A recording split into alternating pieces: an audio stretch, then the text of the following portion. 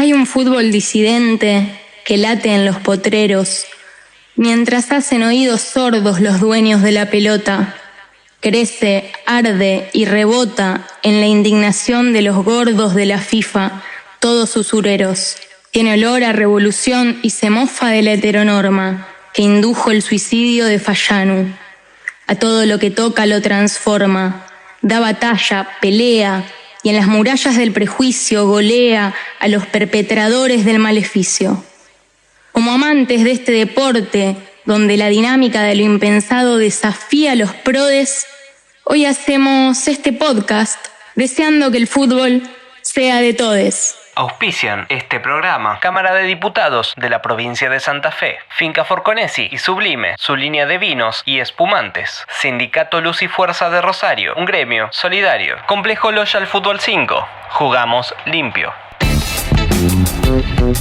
Estamos hablando el día de hoy de las disidencias. Hay otras maneras de jugar al fútbol, hay otras maneras de ver, que no es siempre la norma, entre comillas, la norma Foucaultiana.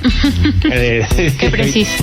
Como si hubiese estudiado algo. Sí, que de hecho, bueno, podemos hablar del fútbol disidente como una práctica que no deja de ser instituyente, pero también hay que decir que el fútbol hegemónico, el que está asociado internacionalmente y mueve millones y millones de dólares, de los cuales nosotros no vemos ni uno. Por supuesto, es machista, es heteronormado, totalmente. Es homodiante, es un montón de cosas horribles. Hoy vos me hiciste una muy buena aclaración, que uno por ahí se acostumbra a decir homofóbico, pero está muy bien lo que vos me señalabas, que no es homofobia, porque no se trata de un miedo, es homodiante. Claro, sí. O sea, es odiar a los homosexuales, a las lesbianas, a las disidencias. Sí, no es miedo, es odio. Las cosas por su nombre, canejo. O sea, miedo vos le podés tener a una araña. Claro, al frío, al calor. Sí, claro, yo al frío le tengo odio.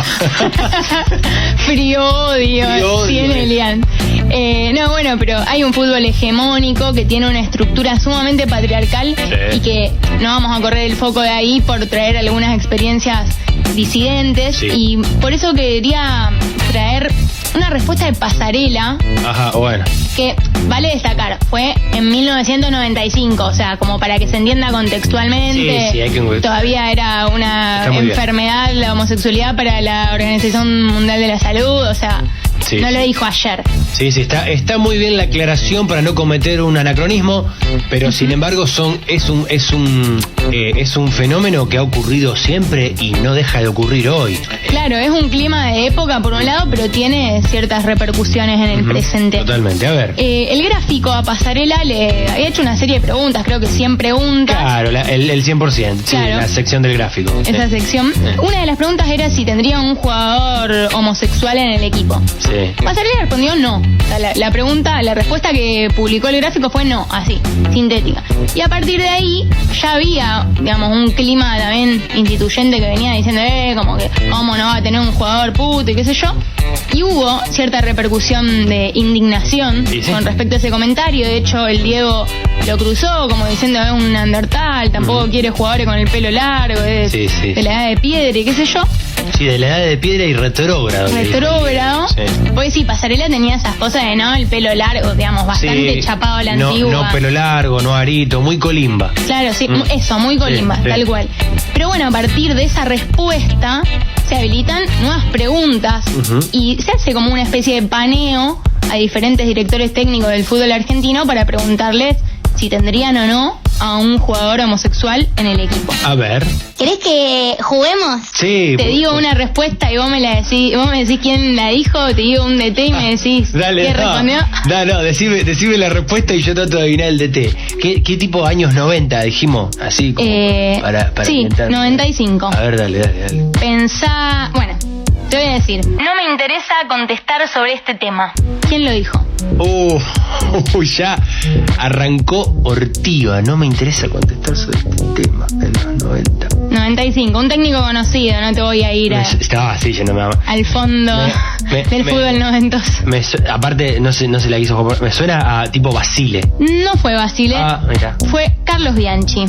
Mira. Y siguiendo con el panorama bobérico. Bien tibio. Sí, fue tibio. Pero bueno, también en el contexto, muchos omitían dar respuestas, no me va por justificar, ¿no? ¿Qué dijo Ramón Díaz? Carlos Bianchi en ese momento estaba en Vélez Sarsfield, Ramón Díaz en River. En River. ¿Qué respondió? Así, tirá. ¿Qué respondió? Ramón Díaz respondió, lo podría tener, pero que no lo cuente públicamente. No, dijo algo similar a Bianchi. Prefiero no contestar. No dijo nada, dijo. Ninguno de los dos dijo nada. Vamos a movernos del bober. Dale. Con esta respuesta. Es un tema delicado para contestar en caliente. Supongo que la respuesta la tendré cuando me toque vivir esta situación. Hay que analizar muchas cosas para tomar una decisión. Pero bueno, o sea, dentro de todo... Bastante bien, sí. Bastante el mejorcito. El mejorcito. Y el mejorcito. ¿Es una respuesta de corte, no sé, me suena a Bilardo o Menotti? No, pero un grande. Ángel Tulio Zoff, que era director técnico de Rosario Central. Bueno, es una respuesta de un grande T. Tal cual, sí. Sí. Por su parte, Newell's Old Boys era dirigido por Héctor Donsanti. ¿Y qué crees que dijo? Dijo, no, son todos putos. Dijo, no tendría problema en permitir la incorporación de un jugador homosexual siempre y cuando no afecte la conducta del grupo. Soy respetuoso de la vida privada de cada persona, pero con el límite indicado. Si perjudica la relación del plantel, no lo acepto. Es una respuesta que capaz que para la época alguno la consideró progresista. Sí, las respuestas de los DT de Central y Newell, bastante, para lo que era la época, bastante a comparación de los otros. Por eso te digo, una respuesta para la época bastante bien. Que aparte, el tema es que está como siempre ahí el bicho de la propagación, ¿viste? No va a ser cosa que traiga uno esto y me afecte el grupo. Sí, como ¿viste? Diciendo que se lo sea, pero en silencio, o sea, que no lo sea. Claro. No tendría problema en que lo sea, pero si no lo es, mejor.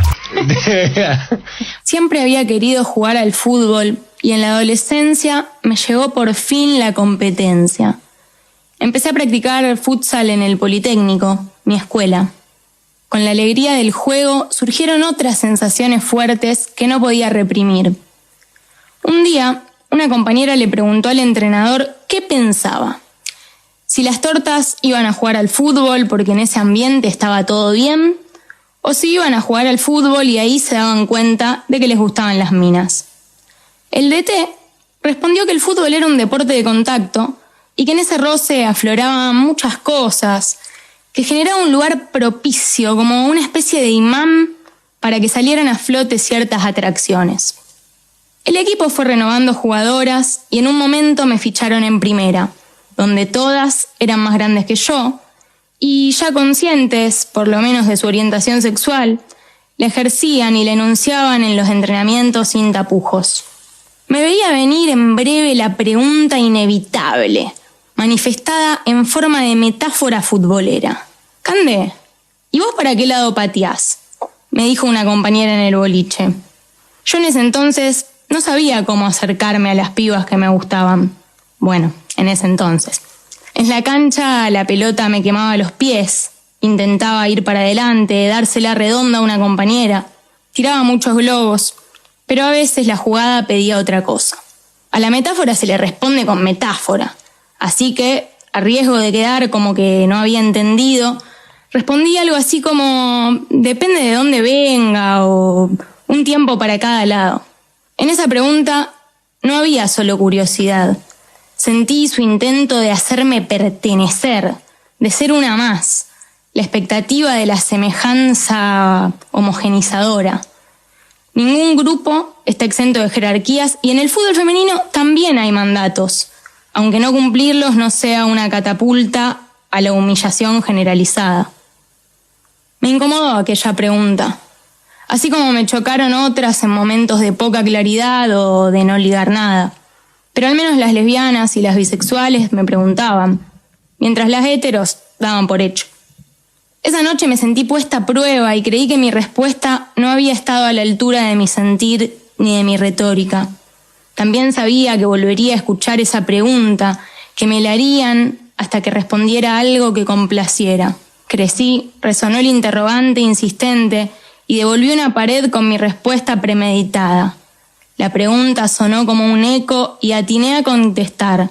Yo soy como Donati, cabeceo en las dos áreas. No sabía si era preciso ese binarismo, pero la frase me representaba. Ya no ejerzo el donatismo ni juego al fútbol, pero sé que hay un paraíso disidente a pocas cuadras, quizás incluso en la misma cancha donde le gritan puto al rival.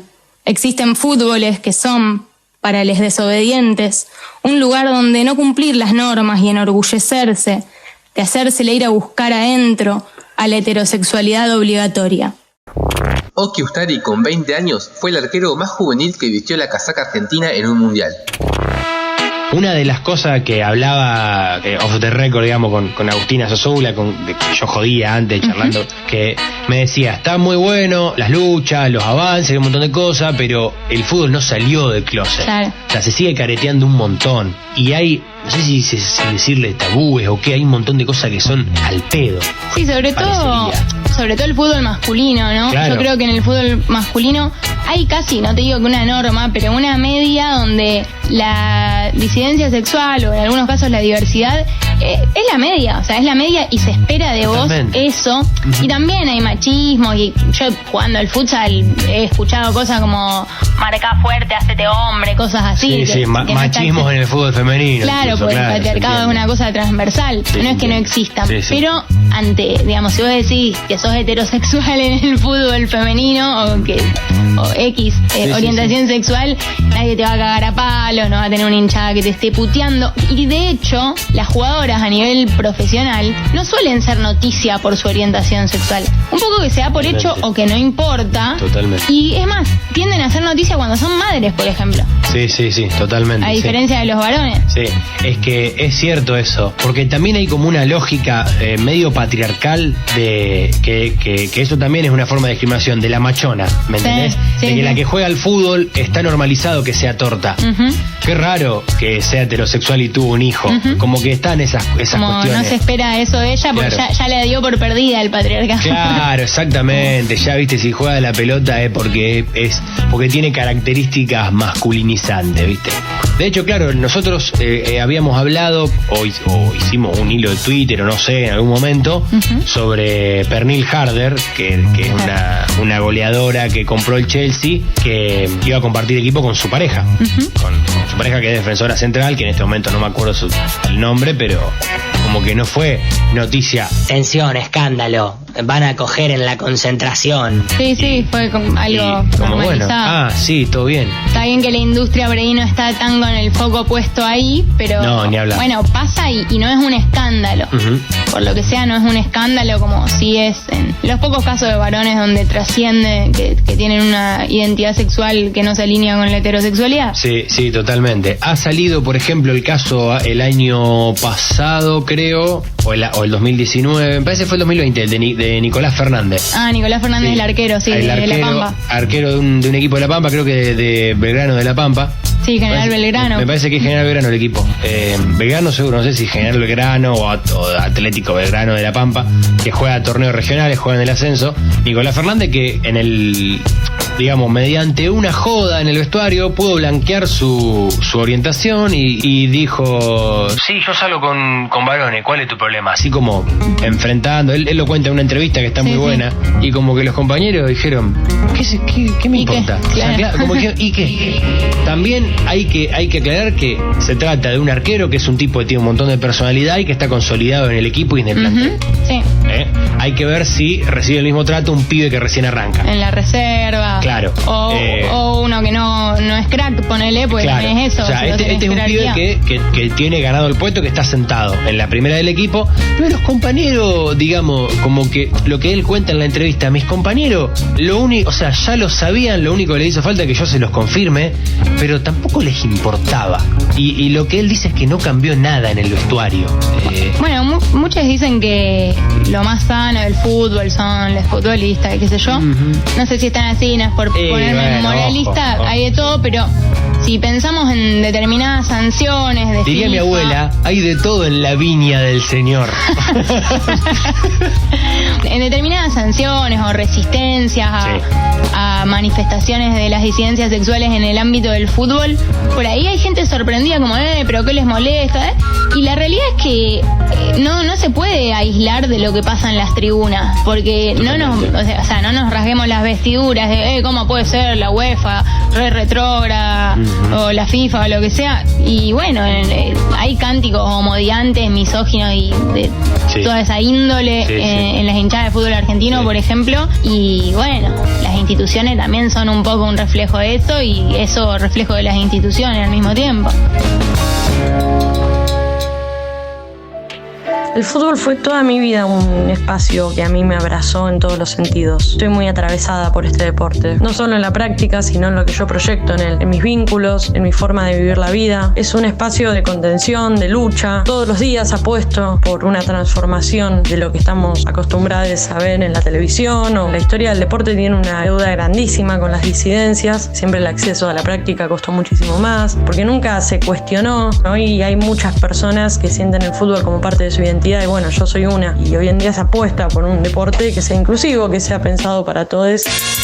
Me ha pasado más de una vez que se me ha como juzgado dentro de la comunidad por ser una chica trans que le gusta el fútbol, como que eso no es para vos. Eso me lo han dicho más de una vez muchos compañeros, y me parece un garrón porque para mí el fútbol es el deporte más lindo del mundo. Es una cosa que me apasiona tanto verlo como jugarlo, y creo que es hermoso como para que sea solo de un grupo. Creo que es una lucha muy larga, que recién empieza, y celebro que recién empiece, pero que falta muchísimo para que realmente sea un deporte de todas. Y también les quería comentar acerca de mi experiencia personal, que he cambiado mucho mi forma de jugar desde el momento en el que salí del closet. Si bien jugué muy poco, me siento mucho más cómoda, mucho más útil dentro de la cancha. Creo que tengo una visión de juego mucho más grande. Antes era como una jugadora más del contacto físico fuerte, y ahora es como que me siento muy cómodo jugando en el medio. Tengo como esa visión de juego mucho más clara. Yo creo que porque simplemente estoy mucho mejor de la cabeza y mucho más feliz que antes. Uno de los partidos los hemos jugado con los chicos de fútbol y coso, que fue 5-1 histórico en Alberdi, pero bueno, eso ya es otra anécdota. Bueno, primero que hago este audio totalmente sugestionada porque acabo de venir de un partidito, así que estoy muy manija. Ser una disidencia en el ambiente del fútbol femenino y del fútbol disidente no es nada de otro mundo, y eso es lo que tiene de bueno. Tiene totalmente otra dinámica que es mucho más acogedora, una se siente bienvenida. Creo que nos hemos cargado con la mochila un poco de conmover las bases y de visibilizar la violencia del fútbol tradicional, solo de hombres, donde solamente los hombres están habilitados a hablar de fútbol porque todo el resto no entiende nada. Entonces vinimos a conmover las bases, a visibilizar que hay otra forma de hacer fútbol, no solamente de jugarlo, sino de relacionarse con el fútbol de una manera mucho más libre, sin discriminación, y también poniendo en jaque este tema de la rivalidad a muerte. Si vos vas un sábado a un complejo donde se está jugando un torneo de fútbol disidente, el ambiente es totalmente de compañerismo. Yo siempre lo sentí como un espacio de contención, y no solamente un lugar donde vivir libremente mi sexualidad,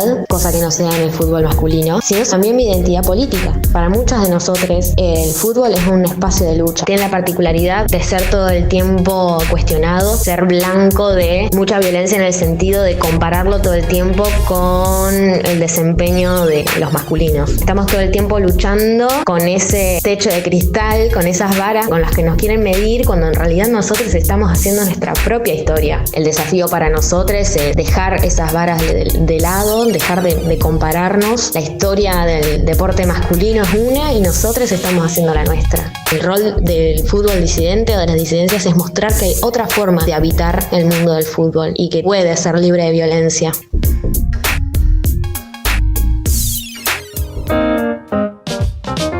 Más allá del fútbol masculino, heterosexual y homo-odiante que cierra con llave las puertas del closet del lado de afuera, existen disidencias a la hora de jugar a la pelota. En Argentina hay equipos de fútbol que agitan los trapos de la diversidad y de la inclusión y hacen de su juego no solo una práctica deportiva, sino también militante.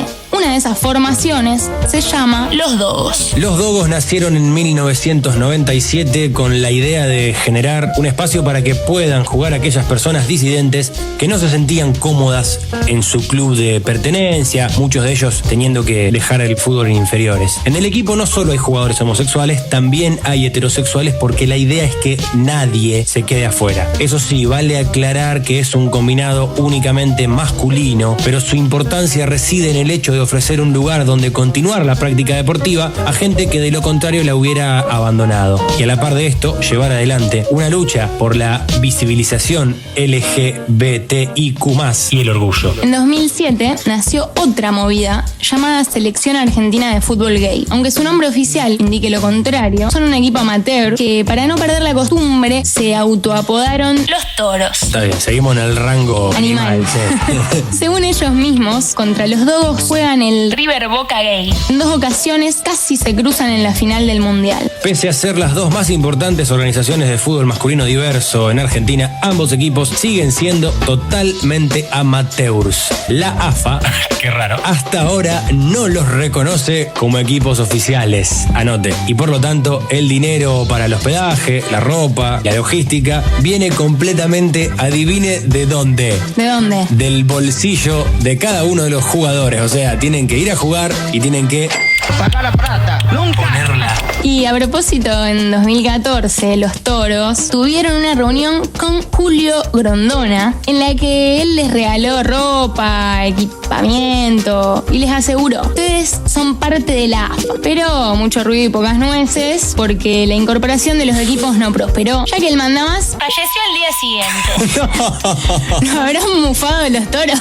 No, ustedes hace 20 años que están en la lucha. Chicos, quédense tranquilos, ustedes son parte de la AFA. ¡Pum! ¡Muere el viejo! Tipo, ¿y cómo te fue con Grondona? ¿Se murió? Lo cierto es que hasta hoy el Chiqui Tapia todavía no tomó medidas para reconocer a nuestros equipos. Tiene un cagazo el Chiqui, no se quiere morir. Ambos equipos juegan distintos torneos amateurs con otros equipos, no necesariamente de fútbol diverso. Sin embargo, el momento más importante llega cada 2 años y es la ilusión del país, el Mundial de Fútbol Gay. Equipos de todo el mundo se inscriben para pelear por el título de campeón mundial. Vale aclarar, nobleza obliga, son equipos, no selecciones, ya que, como bien decíamos, no son reconocidos por las federaciones nacionales oficiales. Entonces, no puede ser una selección si no te reconocen. Claro, y para organizar todo esto hace falta una estructura, porque ¿qué sería del fútbol sin 5 siluetas rancias y de traje cobrando cometas? Ah, yo no me lo imagino. Bueno, la International Gay and Lesbian Football Association es la asociación que regula los campeonatos de fútbol lésbico y gay. Una función institucional similar a la de la FIFA, pero con una lógica disidente. A diferencia de nuestra tan querida selección masculina tradicional, ninguno de nuestros equipos gay es fanático de perder finales, sino que al contrario, las ganan. Los Dogos fueron campeones del Mundial en 2007, mientras que los Toros consiguieron coronarse en 2012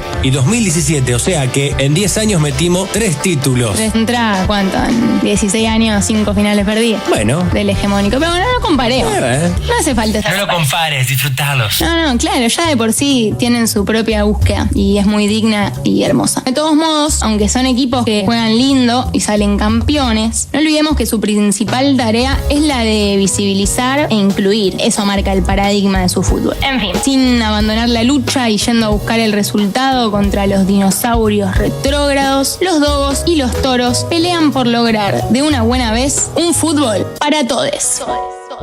En Uruguay, una de cada 223 personas se llaman Washington. Un saludo al loco que nos sigue siempre. Nosotros lo que siempre decimos es que el fútbol también refleja un poco a la sociedad.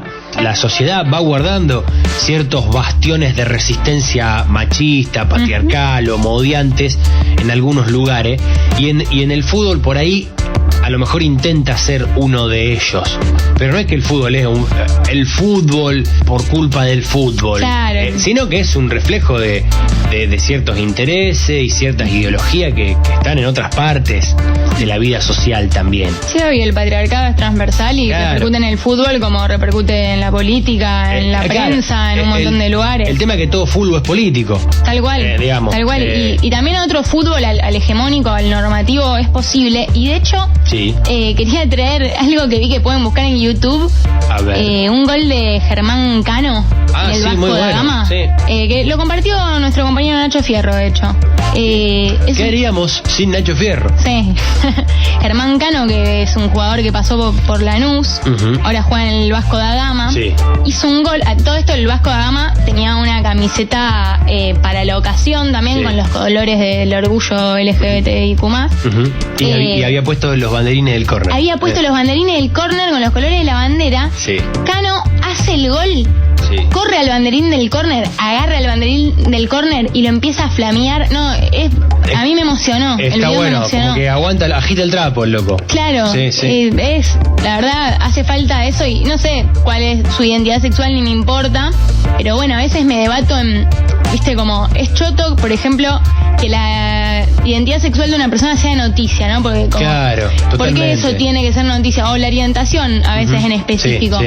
Y digo, bueno, pero al mismo tiempo cuando es noticia se empieza a agitar el avispero y más personas empiezan a decirlo con libertad y se va generando un clima que rompe con la hegemonía. Sí. Pero a nivel ideal, por ser futurista, digo, ojalá algún día los jugadores putos, bisexuales, las jugadoras trans o los jugadores trans sean noticia por goles, por campeonato, ¿no? Por tirar un lindo salgo caño. con un tip, o también por, qué sé yo, porque se casan, ponele. Bueno, un jugador de fútbol masculino, profesional, es noticia cuando se casa. Bueno, que sea noticia cuando se casa, ¿no? Cuando yo creo que en un futuro nos va a chupar un huevo, digamos, la identidad y la orientación, digamos, no viene al caso. El tema es que todavía no llegamos a eso. O sea, como decíamos, el fútbol no salió del closet. Bueno, de hecho, me hiciste acordar, te vuelvo al tema del caso de Nico Fernández, el arquero de La Pampa, que el tipo decía, en las diversas notas que dio, dice, yo cuando lo hice público, me empezaron a llamar jugadores de fútbol de toda Latinoamérica, diciéndome que había ayudado, que era un avance, que les había dado valor y qué sé yo. O sea, y de hecho hace poco un jugador belga declaró, si yo tuviera un compañero homosexual le aconsejaría que no lo diga públicamente porque lo van a volver loco. ¿Me entendés? Entonces, pues sí, para mí no es lo mejor desaconsejarle que lo diga públicamente, porque uno no tiene por qué decir públicamente nada. Y no te pasa a vos por el cuerpo. Claro, qué sé yo. pero también vos fijate con el miedo que lo viven. O sea, es una presión. Sí, no juzgo a ningún caso particular si decide ponerlo en palabras o no, pero bueno, hay que generar un acondicionamiento en el sistema del fútbol. O sea, lo que hay que generar son las condiciones de posibilidad para que cualquier persona tenga la identidad que tenga y la orientación que tenga, no se sienta mal por ello en el ambiente del fútbol. Digamos, eso es lo que habría que generar. ¿Por qué tiene que sentirte mal, viste? O miedo, qué sé yo. Vos sabés que me acordé cuando hablaste de la pareja de jugadoras europeas. Sí. Me acordé de una foto de Alice Kell, era la capitana del equipo de Inglaterra que jugó el primer amistoso internacional de fútbol femenino, una multitud, que hay una foto donde está besando a la capitana francesa. Lo trajiste hace 100 años. El año pasado lo compartí, y de eso hace 100 años que, o sea, seguimos con algunos tabúes en el fútbol y estas jugadoras en ese momento se atrevieron a eso, que también fue un paso zarpado, ya de por sí, el jugar en ese momento. Sí, totalmente. En una época en donde las asociaciones le prohibían a las mujeres jugar.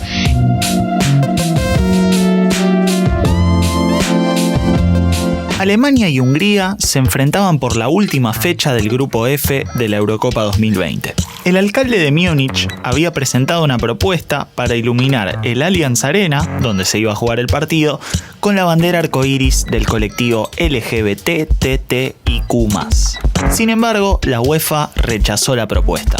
Textualmente se justificó diciendo que la UEFA es una organización política y religiosamente neutra. Si hablamos de disidencias o de orgullo, en cualquier ámbito, hay altas probabilidades de que aparezca la palabra visibilidad. Cuando decimos visibilidad, no necesariamente nos referimos a recetar lentes para sobrellevar el astigmatismo. Malísimo, ¿eh? Como tal vez alguna vez haya dicho Foucault, vivimos en una sociedad que nos muestra una norma, un límite hasta el cual es válido ser, y tras el cual se están rompiendo las reglas. asusta saber que somos de una forma que no es aceptada y que si lo decimos, todos nos van a odiar. Pero por suerte, existe uno de los más grandes faros de sabiduría occidental del siglo XXI, el Football Manager. Para quienes no lo conocen, el Football Manager es un simulador de fútbol en el que uno puede ser director técnico de su equipo favorito. En el juego puede suceder que, una semana, como cualquier otra, un jugador de tu plantel se declare públicamente gay. Literalmente te aparece una pantalla que afirma: Pepito González se declara gay, el jugador del Stuttgart lleva 28 partidos jugados esta temporada y marcó 13 goles. ¿Y qué pasa después? Nada. Absolutamente nada. Pepito no se vuelve ni mejor ni peor. No hay consecuencias negativas ni positivas, ni se vuelve a hacer mención a ello en ningún momento del juego. En las palabras de Mike Jacobson, director de la productora que lo hace, le intentamos mostrar a la gente que no es gran cosa. Cuando hablamos de visibilidad, partimos de una lógica básica.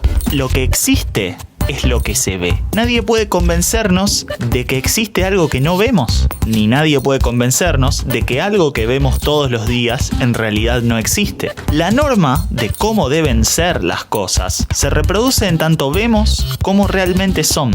Si quienes tienen un gran alcance eligen ocultar, callar, entonces probablemente muchas personas vivan toda su vida pensando que de ciertas formas no se puede ser, porque no existen, no se las ve, y cuando sí se las ve, son problemáticas. Tal vez haya que empezar a ver lo que ya existe en vez de taparlo. Así, quienes elijan ser de la forma que quieran, podrían quedarse tranquiles de que no es gran cosa.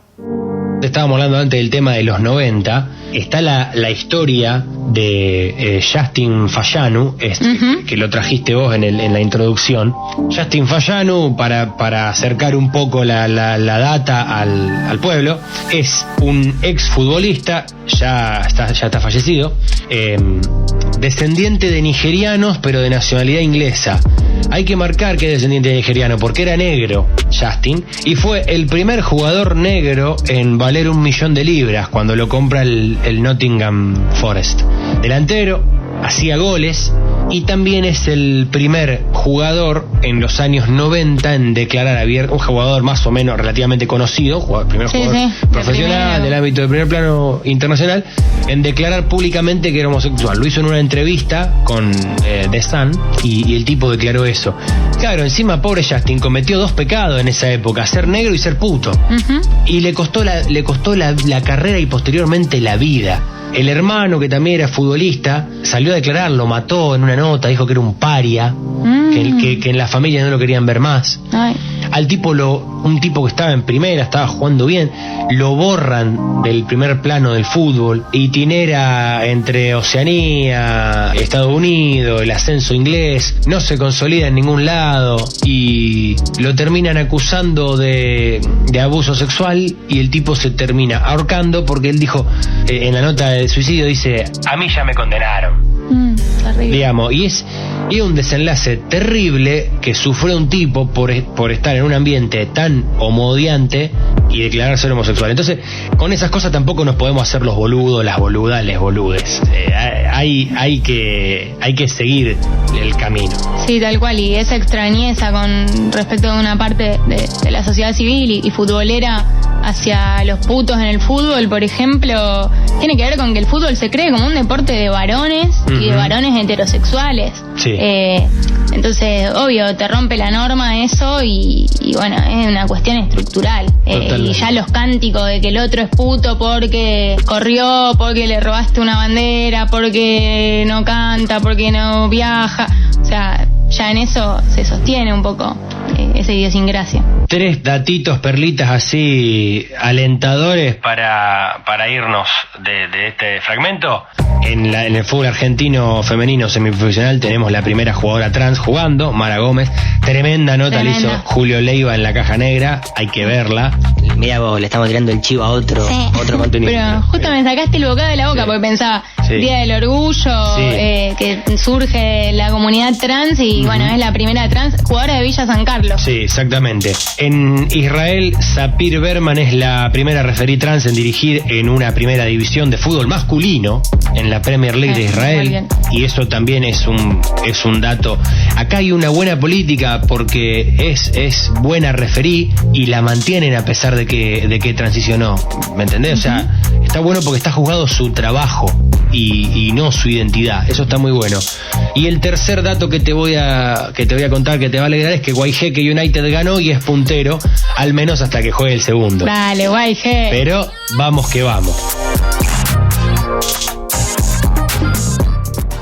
Valdano se retiró en el 87. Bilardo le dijo que vuelva a jugar porque lo quería llevar a Italia 90. Valdano volvió a las canchas, pero vaya a saber uno por qué el doctor decidió nunca llamarlo y llevar a Gabriel Calderón.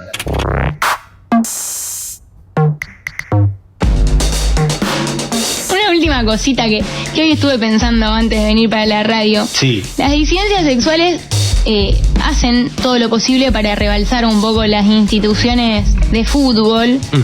Y creo que tienen una consonancia un poco tirada de los pelos, Sí. porque no es lo mismo, pero que creo que algo tiene que ver con el sindicalismo. Porque en su momento, me gusta el concepto, dale. en su momento el sindicalismo fue como poner en jaque a la FIFA. Sí.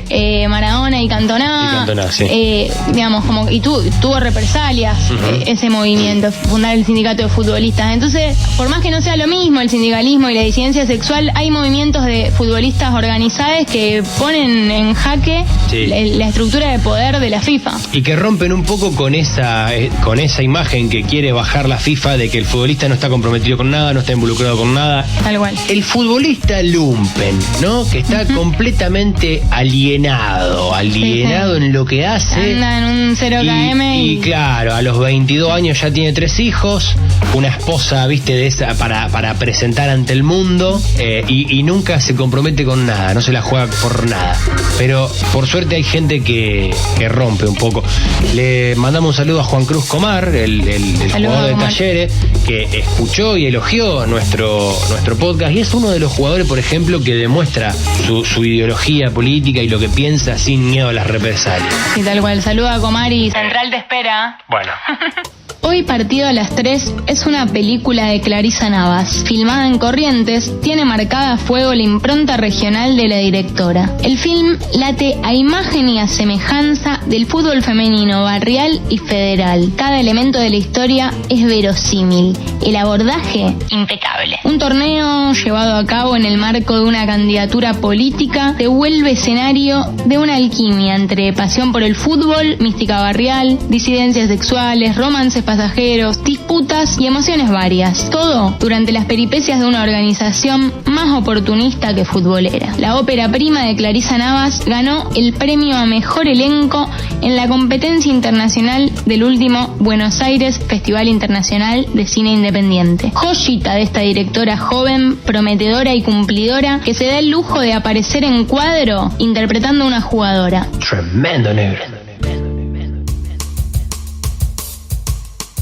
Fútbol Icoso es una producción de Ignacio Fierro, Mauro Weiss, Candela Dolores, Juan Ignacio Perafán, Eliane Cheli, Iván Jiménez, Cristian Skinner y Maxi Gómez.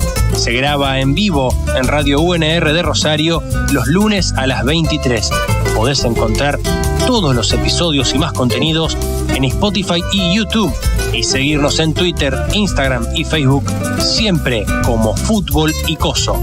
Auspician este programa Cámara de Diputados de la provincia de Santa Fe, Finca Forconesi y Sublime, su línea de vinos y espumantes, Sindicato Luz y Fuerza de Rosario, un gremio solidario, Complejo Loyal Fútbol 5, jugamos limpio.